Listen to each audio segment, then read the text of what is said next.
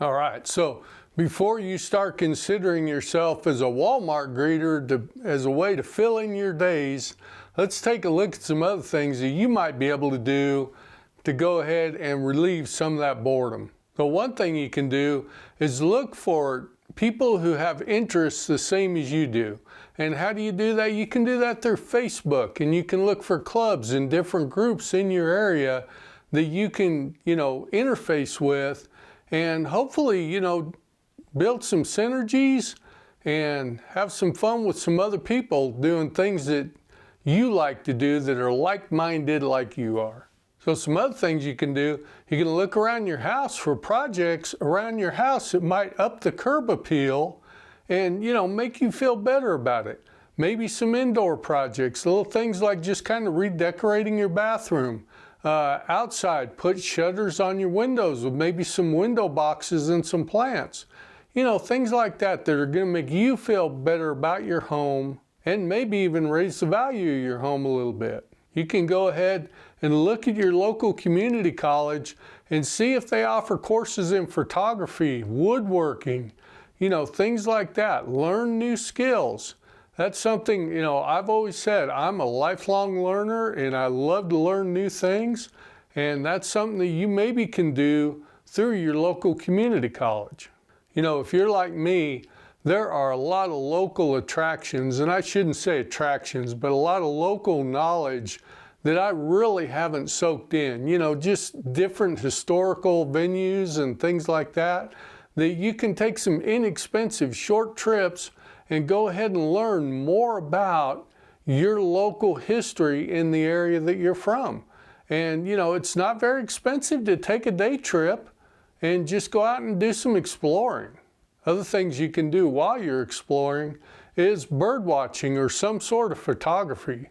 Photography is actually very challenging to do it properly. And it can get pretty expensive too, depending on the type of camera that you use. But a lot of us, we have, some pretty good camera equipment sitting around that we just never really learned to use. And again, that kind of goes back to that learning thing. A lot of times you can take courses. There's a lot of good YouTube videos out there on how to use your camera and to do different things. So photography is a great way to learn something new. And, pictures are always great to share. We all love to share pictures. And, everybody loves it when somebody has a good camera and can take good shots at an event, at a family event, something like that. So dig out that old camera and see if you can learn how to use it. It's kind of cliche, but a lot of people, they look at retirement as, they're gonna grow a garden. And when you look at retirees and a lot of pictures of retirees, you see them either on the beach or in a garden. Well, gardening is very therapeutic, and it's something that you can do year round. You don't have to have a big plot of ground and grow a bunch of vegetables and do canning and everything else. You can have a few plants inside your house and just rotate them and see what different types of plants grow the best in different sunlight. And that can be something you can do. Another thing you can get into is graphic design. I know I was really surprised at just the free software that comes with an iPad. And you can get an iPad relatively inexpensive for a few $100s if you don't get it with the telephone number and all that. If you get just a basic iPad that'll work off the Wi-Fi in your home, there's free software that comes with that has a lot of really powerful graphic design uses. And, if that's something you like to do, doodling and things like that, you can even take pictures and, kind of do graphic design around the pictures. That may be something that you're interested in. Another thing to take a look at is online gaming. Okay, it's not just for kids. There are different games out there that aren't necessarily, all guns and bullets and high action. They're building societies and building worlds and things like that. And a lot of those, you can get into chat groups on the side when you're doing those online type gaming things. And I know I've had a few subscribers, or a couple anyway, who have mentioned that they do the online gaming and that they really enjoy it. They're like-minded people out there that they can chat with while they're working in these different worlds that they're building and things like that. So you may want to try that. And here's one that I did for quite a while, before I retired, and I've still got all the equipment, and I've been thinking about it, getting back into it, but it's home brewing.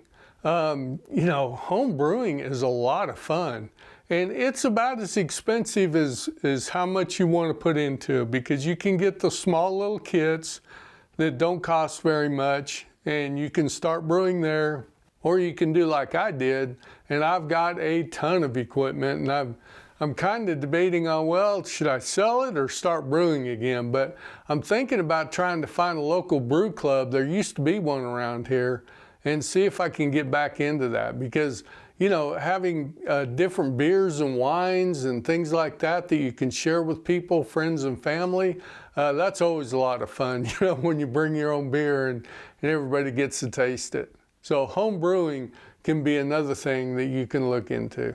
Another thing that our kind of new digital society is great about is you can go ahead and write ebooks, right?